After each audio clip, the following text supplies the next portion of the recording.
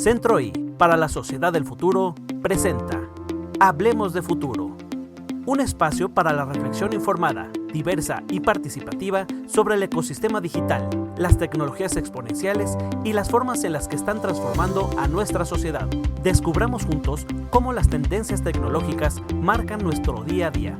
Comparte tus experiencias aquí, en Hablemos de Futuro. Queda con ustedes Elena Estavillo, directora general de Centro I para la sociedad del futuro. Hola, bienvenidas, bienvenidos, bienvenides a este espacio del Centro I para la sociedad del futuro, donde provocamos las ideas, el encuentro y la reflexión. Hoy estamos felices de tener con nosotras a Gabriela Ramos, la directora general adjunta del área de Ciencias Sociales y Humanas de la UNESCO, donde supervisa las contribuciones de la institución para construir sociedades inclusivas y pacíficas. La agenda de Gaby Ramos incluye lograr la inclusión social y la igualdad de género, avanzar en el desarrollo de la juventud, promover valores a través del deporte, la agenda antirracismo y antidiscriminación.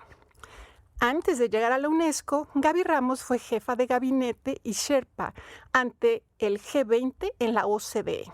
Su trabajo para promover la igualdad de género fue reconocido por el Premio Forbes a la Excelencia en 2017 y 2018.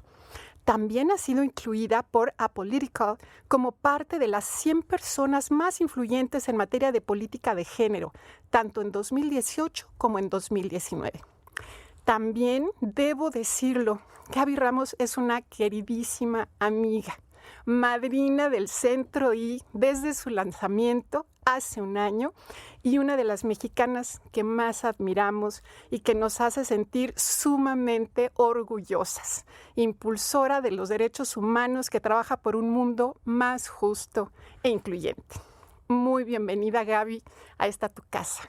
Me encanta estar contigo, me encanta estar, por supuesto, con Marilena, mi gran amiga, pero discutiendo estos temas fundamentales, como bien los dices en tu podcast, como lo presentas, el tema que está con nosotros, pero que define nuestro futuro. Entonces, con muchísimo gusto y gracias por la invitación. Muchas gracias, Gaby. Bueno, pues ha sido el poderoso motor detrás de la recomendación sobre la ética de la inteligencia artificial, aprobada apenas a finales del año pasado por los Estados miembros de UNESCO, entre los cuales está México. Esta es una herramienta histórica global que finca una dimensión social, humana y ética en el fenómeno tecnológico que se está instalando en todos los aspectos de nuestra vida. Cierto, con incontables beneficios actuales y potenciales de los que estamos convencidas, pero también con el enorme riesgo de que se profundicen desigualdades, brechas, discriminación, desinformación, discurso de odio, si no contamos con mecanismos claros para atender estos aspectos que a todas luces debemos combatir. Y pues entonces vamos a platicar de esta recomendación que tanto nos interesa y de la que tenemos que conocer todas las personas.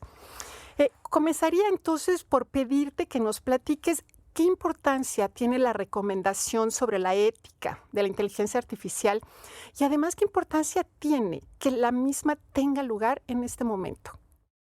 Pues sí, realmente lo has dicho muy bien, María Elena. La recomendación es un instrumento, digamos, un estándar internacional que pretende dar una normativa muy clara a los agentes y a los actores que están involucrados con el desarrollo de la inteligencia artificial.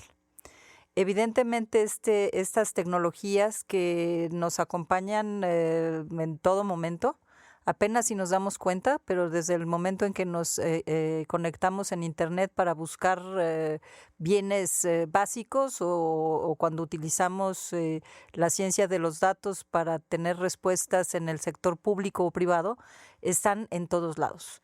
Y creo que hasta el momento ha habido una perspectiva muy economicista, una perspectiva muy comercial por parte de las empresas y una perspectiva pues de gran interés de tener estas tecnologías al servicio de la economía y de los países. Pero el lado, digamos, que nos ocupó para desarrollar esta recomendación es justamente cómo logramos que sea el humano, que sean las personas, que sean los intereses de las sociedades los que prevalecen cuando desarrollamos estas tecnologías, y no ha sido este el caso en mucho. Entonces, la recomendación lo que hace es cambiar esta narrativa, poner los derechos humanos al centro del desarrollo tecnológico, evitar la discriminación, evitar que se reproduzcan las desigualdades que ya tenemos en nuestras sociedades y que con acceso o falta de acceso a las tecnologías, falta de interés o de comprensión en estas tecnologías, pues se está abriendo, como lo haces también tú en el Centro I, tratar de buscar la inclusión, la diversidad. Con un elemento adicional de que ha habido una propulsión y un crecimiento exponencial de la utilización de estas tecnologías en el contexto de COVID. No tuvimos de otra, nos volvimos digitales para seguir operando, los que pudimos, porque también hubo una gran mayoría que ni siquiera estaba conectado al Internet para seguir en la escuela o para seguir en tus actividades, pero al final del día ha habido un crecimiento exponencial de la recolección de datos, porque son los datos la materia prima con que nutre a estas tecnologías. Entonces, esta recomendación lo que dice es, en primer lugar, reconocer que los valores humanos deben prevalecer, los valores de justicia, los valores de respeto, los valores de solidaridad. Tiene una serie de principios de rendición de cuentas, de transparencia, de justamente alinear con lo más importante de nuestras sociedades. Pero además tiene una parte de políticas que creo que es bien importante, porque no es solo la cuestión de que, bueno, las tecnologías se están desarrollando y tienen que ser libres para poder avanzar, la innovación es así, pero tú le requieres un marco regulatorio sólido. Entonces hay un llamado a los países para que revisen qué tanto ese marco regulatorio sólido está protegiendo a los individuos de los aspectos nocivos de las tecnologías y de qué manera también esos marcos regulatorios incentivan la inversión de estas tecnologías en asuntos que nos interesan a los humanos, como avanzar nuestro potencial. Y finalmente, pues tener dos instrumentos. Hay cerca de 130 instrumentos internacionales relacionados con los principios de los sistemas de inteligencia artificial, pero esta es la primera vez, y ahí estamos muy orgullosos, como lo dijiste, 193 países con realmente contenido muy concreto. No es solo una declaración de intenciones, tiene en los capítulos de política definiciones muy concretas que ya hablaremos, en donde los países pues tienen que cumplirlo. Sí, es un, digamos, como le llamamos en inglés, el soft law, no es obligatorio, pero al final del día contamos con mecanismos multilaterales para que se cumpla lo que se establece en esta recomendación.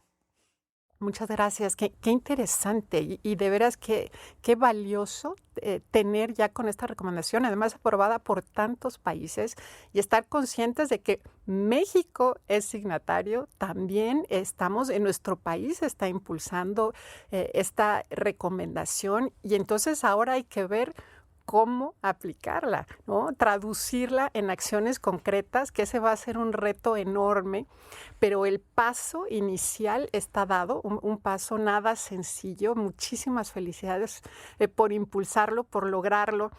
Y además me gustaría rescatar este punto. No es una acción en contra de la tecnología, al contrario, es un reconocimiento de que estamos inmersos en este mundo tecnológico, que es algo que no se detiene, que cada vez va a estar más presente en todos los aspectos de nuestra vida, los más inimaginables. Y entonces hay que hacerlo de una manera que sea positiva, que cuide los derechos humanos, y además como también de cierta manera nos alerta. La inteligencia artificial ha puesto el foco, ha encendido la luz sobre muchas cosas que no funcionan en nuestras sociedades, ¿no? Sobre estas enormes desigualdades, discriminaciones, que no las está inventando la tecnología. pero sí nos las está haciendo evidentes. Entonces es una oportunidad para usar la tecnología, para cambiar estas dinámicas, ¿no? Y no reproducirlas y lo que es peor, no amplificarlas, porque también la inteligencia artificial puede hacer no solo que se reproduzcan, sino que sean permanentes, que sean sistemáticas y que se amplifiquen, ¿no? Claro. Pues mira, déjame decirte que sí, empezando por el tema de México. México es signatario, pero no solo eso, tuvimos un negociador de primera, Javier Juárez, del IFETEL, que realmente impulsó que no se deslavara, porque obviamente en estas negociaciones no tú empiezas con un nivel de ambición altísimo y luego pues las discusiones entre los diferentes países es evidente que te lleva a negociaciones y concesiones, pero contar con él fue importantísimo. Tuvimos a Constanza Gómez Mont también, que nos ayudó en el grupo de expertos que definieron el primer borrador. Te tuvimos a ti y a muchas gentes en el ecosistema tecnológico, porque esta fue una recomendación que se hizo de una manera muy inclusiva, con discusiones regionales, 50,000 comentarios, muy al estilo UNESCO. No es una cuestión de arriba hacia abajo en donde la UNESCO dice esto es lo que se va a hacer. Convocamos a un grupo de expertos realmente representativo, incluyente, y luego pues todas estas insumos que recibimos como Centro I, de ti, de conectadas, de tanta gente alrededor del mundo. Entonces yo creo que eso le da una gran solidez respecto de la visión con la que se conforma. Pero evidentemente estamos percibiendo con preocupación el hecho de que estas tecnologías están reproduciendo las desigualdades en el mundo real de una manera masiva. ¿Y por qué está sucediendo esto? Porque evidentemente, como lo dije, la recolección de datos usualmente se da de quienes están conectados. Entonces, de entrada, las mujeres están menos conectadas, los grupos socioeconómicos bajos están menos conectados, algunos países están completamente desconectados en el sur. Entonces, evidentemente, si tú tienes que el 77% de los desarrollos tecnológicos se hacen por alrededor de 200 empresas en el mundo, la mayoría de países del norte, nada mal con eso, porque bueno, pues si se los inventaron allá está perfecto, pero al final del día lo que sucede es que reproduces una visión del mundo y entonces tus bases de datos no son representativas. Y esto se ha demostrado en miles de los análisis que se han hecho, en el sentido de si tú, por ejemplo, tienes sectores financieros que están utilizando las tecnologías para determinar a quiénes les asignan créditos, pero resulta que en sus bases de datos, pues las mujeres estamos menos representadas, los que no han tenido acceso al crédito no están representados, entonces pues terminas con una discriminación fenomenal. Si tú tienes el sistema judicial que comienza a utilizar estos implementos porque lo que sucede es que la inteligencia artificial pues sí te ayuda a elegir qué película ves en el cine cuando entras al internet, pero eso es una de las cuestiones, pues digo, importantes, porque también tenemos que proteger al individuo del tipo de recomendación que recibe, pero porque a veces se privilegia los servicios de la plataforma de internet y discrimina contra otras pequeñas empresas, pero también es cierto que se están utilizando para tomar decisiones muy importantes en el mundo. ¿Y cómo se toman esas decisiones? ¿Esa base de datos es representativa? ¿El algoritmo que se definió tiene todas las pruebas para eliminar los sesgos que tenemos? ¿Los equipos que desarrollaron esas tecnologías son diversos? ¿Tenemos mujeres en la mesa? Pues no, porque solo 22% de los desarrolladores de las tecnologías son mujeres y solo 13% de los documentos analíticos que se preparan para las grandes conferencias en donde se avanzan estos temas provienen de las mujeres. Entonces es evidente que estás reconstruyendo un mundo en donde las desigualdades no solo se controlan, sino se amplían de una manera fenomenal. Entonces, no te sorprende que cuando en Estados Unidos se utilizan estas tecnologías en los sistemas judiciales, los criminales, de acuerdo a las tecnologías, siempre son personas de la raza negra, ¿no? O cuando en el Internet las empresas de servicios producen recomendaciones de qué hacer o qué no hacer, a las mujeres siempre te las ubica no en la búsqueda de trabajos o de profesiones, sino en cuestiones pues más de apoyos secundarios, ¿no?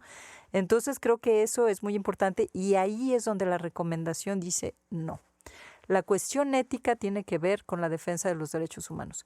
Si yo estoy siendo discriminado por alguna institución, por alguna compañía, por algún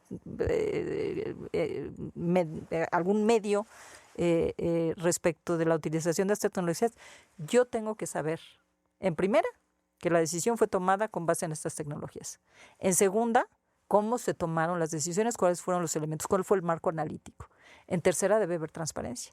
Y ahí te topas, María Elena, tú lo sabes perfecto, con el tema de la protección de patentes. Porque el código del algoritmo es privado y tampoco lo pueden estar... Bueno, pues la recomendación dice, cuando hay daño, ese código se tiene que abrir. En segundo lugar, hacemos una propuesta muy importante que no se hace. Entonces, casi estamos proponiendo un cambio del modelo de negocios. Porque no es posible que los datos pertenezcan a las empresas o a los gobiernos que los recaban.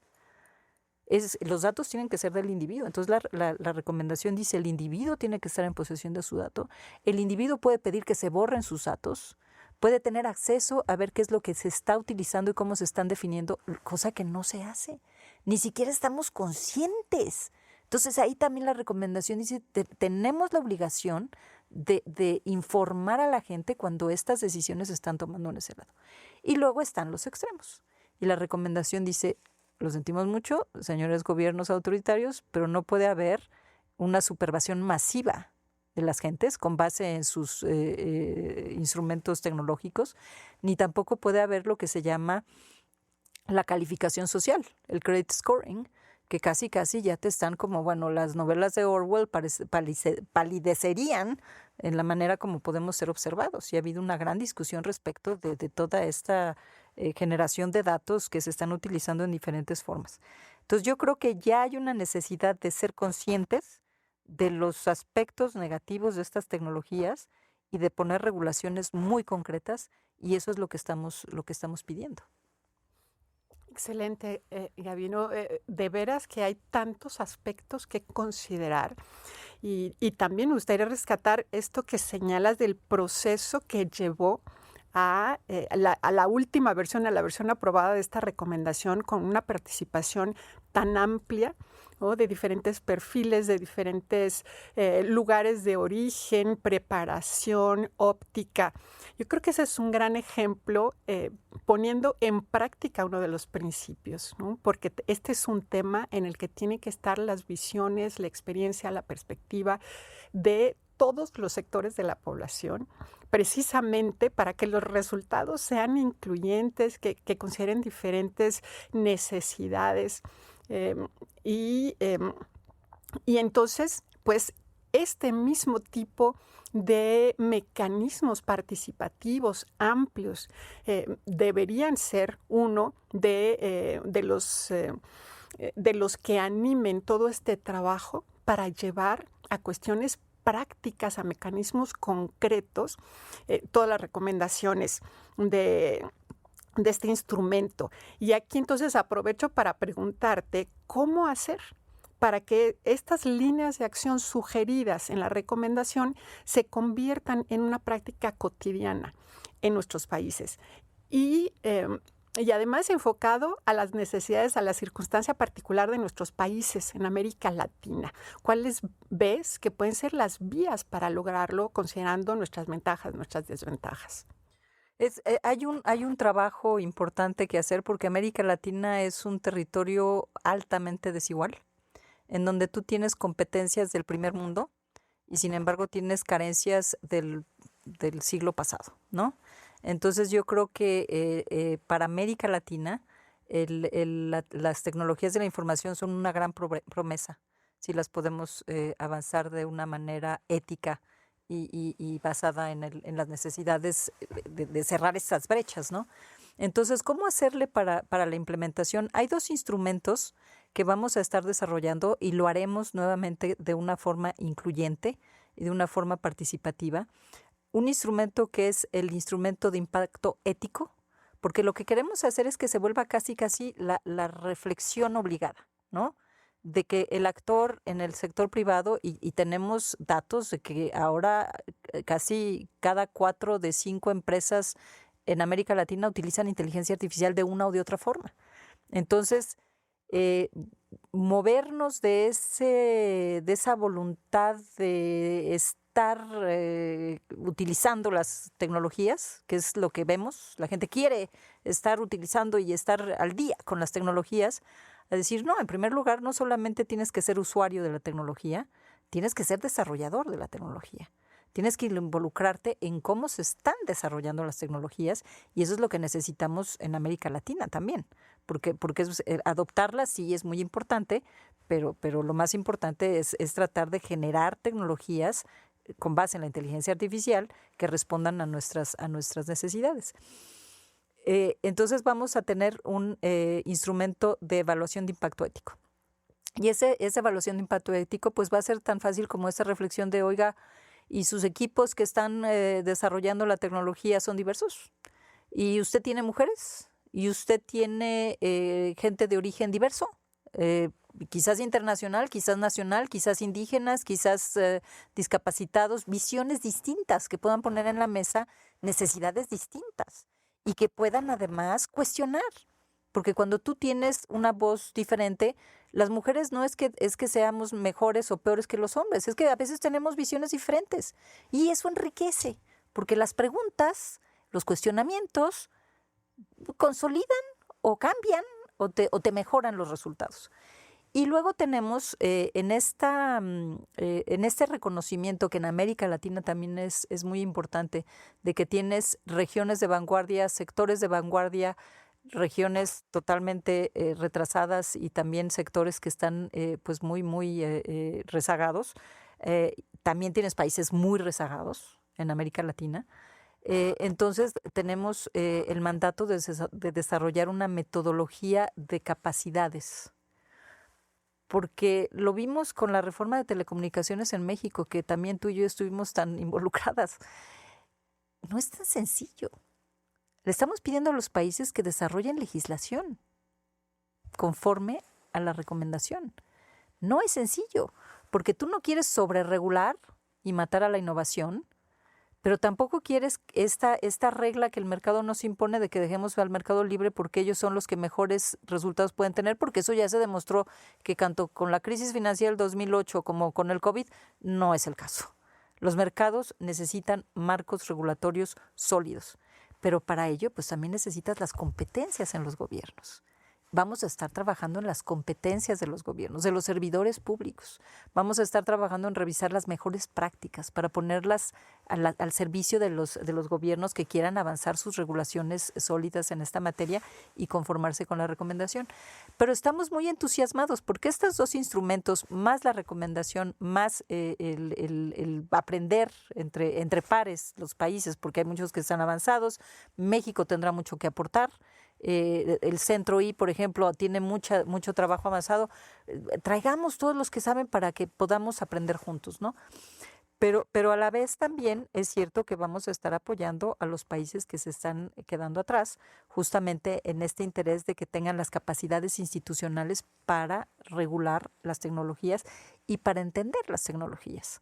Entonces es un trabajo muy, muy rico. Estamos muy entusiasmados porque déjame decirte que en el formato normal de la UNESCO, que es una institución que genera muchos estándares y muchos instrumentos normativos, cada 4 años los países tienen que reportar qué han hecho. Ahora nosotros tenemos un grupo como de 30 países que se llamaron los pioneros en la adopción. Y ya quieren en la próxima semana reunirse con nosotros para ver cómo vamos a hacerle para desarrollar los instrumentos y para que empecemos a ayudarlos en la implementación. Y para que los países que están más avanzados pues apoyen.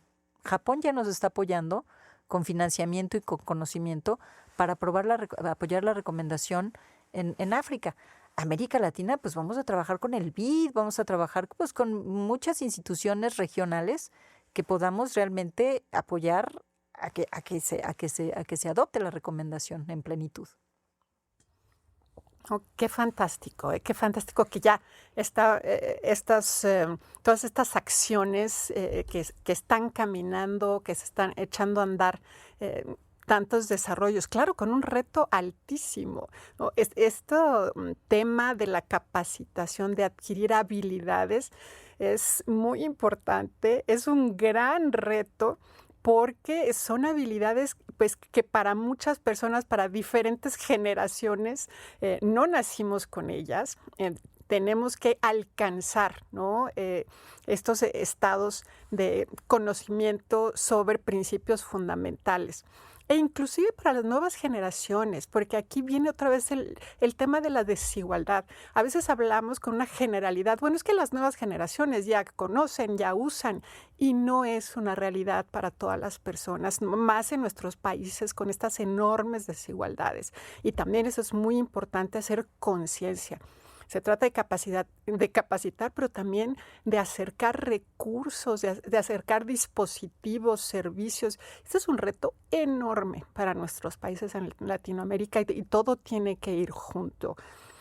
Me entusiasma este instrumento del impacto ético, ¿no? Es como una evolución poderosísima, me hace pensar en el impacto ambiental, en el impacto urbano, y por supuesto es que tenemos que ir hacia allá y además eso nos obliga a hacer una reflexión, un estudio antes de soltar los desarrollos para asegurar, ¿no? que no tengan estos impactos y pues tener un cuidado y una responsabilidad sobre estos impactos que, como lo hemos visto en muchas ocasiones, están totalmente olvidados e ignorados en los desarrollos de los sistemas, ¿no? Y hay que incorporarlos en todo el proceso de diseño, de operación, de implementación.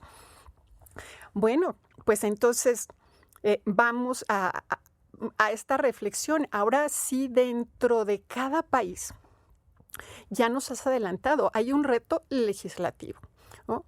Pero la adopción de la recomendación va exclusivamente por la vía legislativa o hay otros arreglos que debemos considerar y enfrentar en paralelo. ¿Por dónde empezamos? No, yo creo que la recomendación, uno de los mensajes más importantes es el reposicionamiento de la responsabilidad del Estado para garantizar un desarrollo armónico y positivo de estas tecnologías y para asegurar que existe el Estado de Derecho en línea, que es algo que pues no se logra siempre. Por ejemplo, uno de los temas que toca la recomendación es cuando tienes la necesidad de compensación, cuando has sido objeto de un daño. En general, en nuestros estados de derecho, en sociedades democráticas, tú como individuo puedes acceder a mecanismos para que te sea resarcido un daño. No es tan claro en el mundo digital. Hay algunos, no quiero decir que esté el vacío completo, pero no es tan claro. Porque a veces ni siquiera te enteraste que fuiste objeto de una discriminación. Entonces yo creo que el reposicionamiento de la responsabilidad del Estado por este marco normativo, que son los únicos que pueden legislar, es muy importante. Y de ahí que te diga yo que una de las cuestiones son las competencias de los estados también. Pero no acaba ahí. No acaba ahí porque la mayoría de estas tecnologías están siendo desarrolladas por el sector privado y por las grandes plataformas. Entonces, si nosotros simplemente estamos trabajando con el Estado, nos va a faltar mucho realmente de ese dinamismo y de esa forma de abordar estos temas por parte del sector privado. Entonces, yo en lo particular puse mucho énfasis en la necesidad de traer la voz del sector privado en las discusiones, para que también ellos pudieran decirnos con gran honestidad, porque sí se requiere ser muy honesto, en qué sentido este tipo de recomendación les puede apoyar. Y déjame decirte que tuvimos pues una gran respuesta, porque la Cámara Internacional de Comercio de París me reunió a las 130 empresas más importantes de estos desarrollos para escuchar cómo estábamos pensando la recomendación, y ellas mismas me dijeron, a nosotros ese instrumento nos puede ser muy útil. El instrumento de la medición del impacto ético a las empresas privadas nos puede ser también muy útil. Porque podemos tener pues muchos guidelines internos, pero si nos viene con esta reflexión global de una institución global, pues puede ayudarnos mucho. Entonces, el instrumento de impacto ético, las recomendaciones específicas sobre el gobierno de los datos, sobre la gobernanza en general de las tecnologías, sobre el tema de género, sobre el tema medioambiental, por ejemplo, que es uno de los precursores en la recomendación de qué tanto el impacto de estas tecnologías nos está ayudando o no a la transición climática que tenemos que hacer. En todo ello, las empresas tienen también que concientizarse. Entonces, una empresa que, por ejemplo, va a lanzar un gran desarrollo tecnológico sin considerar cuál es el impacto ambiental del consumo energético, del consumo de materias primas, que sabemos que es inmenso, ¿no? En términos del desarrollo de los instrumentos, pues simplemente no puede ser, no puede ser. Entonces, contamos también trabajar con las empresas, contamos trabajar con las ONGs y con la sociedad civil. Es muy importante que las ONGs y las instituciones como la que tú presides pues tengan una voz, porque son las instituciones que están llevando a cabo el avance del interés colectivo también y la defensa de los derechos humanos. Entonces, nosotros trabajamos con la sociedad civil también muy, muy de cerca. Y las instituciones académicas, porque yo creo que ha habido muchísimos análisis en términos de la inteligencia artificial, de cómo se desarrolla, de cuál es el coding, de cómo se puede avanzar y tener algunos resultados en ciertos rubros, ¿no? Maximización, ¿no? de los diferentes elementos que utilizan estas tecnologías. Pero no hay muchas instituciones académicas internacionales que se dediquen a la ética. Entonces nos dio muchísimo gusto, por ejemplo, saber que UCL, la Universidad de Londres, ¿no? Nos dijo, bueno, nosotros queremos trabajar con ustedes para ver la capacitación de los gobiernos. Harvard, Múnich, Singapur, estas instituciones también nos lo pidieron. La UNAM ahorita me está convocando en esta misión que estoy en México a varias instituciones, al TEC, a la UI, al ITAM, para reunirnos y sentarnos a conversar de qué manera las instituciones educativas también nos ayudan. Una cosa es que el sistema educativo a nivel básico, secundario, universitario, necesita crear las capacidades en los estudiantes para tener esta mirada crítica de las tecnologías y para ser conscientes de lo que está pasando cuando ellos se involucran con estas tecnologías. Y otra cosa es que nos ayuden también a reconvertir este modelo productivo que no tiene al centro la consideración de los derechos humanos y de las desigualdades. Esta conciencia de que estas tecnologías nos pueden ayudar a resolver nuestros problemas globales. Si invertimos más en inteligencia artificial para el cambio climático, si podemos utilizar las inteligencias artificiales para manejar mejor el sistema de producción de comida en el mundo que desperdicia la mitad de la producción, si podemos tener más capacidades para el tema de la salud, como lo estamos haciendo en la actualidad, necesitamos más inversión en ello. Y menos inversión en estar fomentando un consumismo a ultranza en donde te capturan, o menos inversión en estar utilizando las emociones de la gente para cualquier cantidad de cuestiones nefastas, como esas plataformas que son, por supuesto, criminales, pero que utilizan la inteligencia artificial para capturar a nuestros jóvenes y radicalizarlos de una manera totalmente espantosa, ¿no? Entonces yo creo que como toda tecnología es un potencial y una promesa espectacular, pero ¿cómo canalizamos más inversiones a lo positivo? Ese es el reto y nuestro tema. Y entonces tienes toda la razón, Marilena, son todos. La ética en la inteligencia artificial nos concierne a todos y este instrumento tiene esa visión. Es un gran reto y además me encanta que lo pongas así, todo el potencial que tiene esta tecnología para resolver los verdaderos problemas que enfrentamos como humanidad, ¿no? Y eso siempre a mí es lo que me entusiasma de la tecnología, este potencial enorme, pero entonces hay que usarla de una manera deliberada, consciente, hacia esos problemas, ¿no? Y sabemos, sin dejar de lado, claro, estos aspectos comerciales y de negocios, por supuesto, esos también, pero de una manera responsable, ética. Pues entonces me gustaría ya aquí resumir nuestra charla. Muchísimas gracias. Cuántas cuestiones en las que seguir reflexionando, pero también haciendo. No es nada más pensar. Claro que nos encanta el debate, la reflexión, aportar a esta discusión pública participativa, pero obviamente también nuestro propósito es inducir cambios positivos, cambios que mejoren la vida de todas las personas.